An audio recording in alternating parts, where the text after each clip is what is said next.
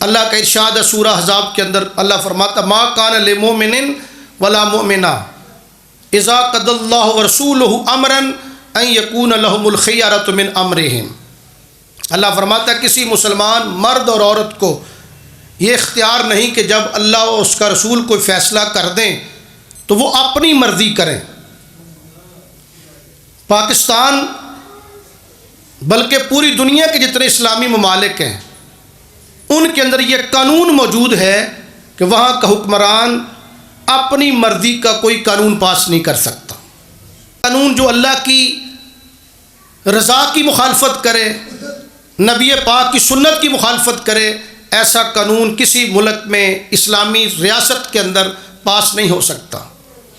اور پھر قانون کی نظر میں سارے برابر ہیں، چھوٹا بڑا امیر غریب، قانون میں سارے برابر ہوں گے۔ کوئی شخص قانون سے بالا تر نہیں ہوگا اور کسی کو بھی قانون سے استثناء حاصل نہیں ہوگا۔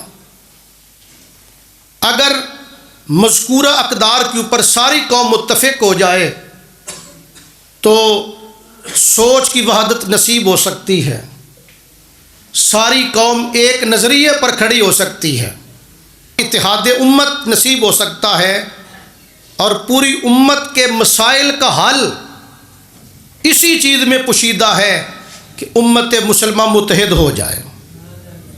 اقبال نے کہا تھا ایک ہو مسلم حرم کی پاسبانی کے لیے، نیل کے ساحل سے لے کے تاب خاک کے کاشغر۔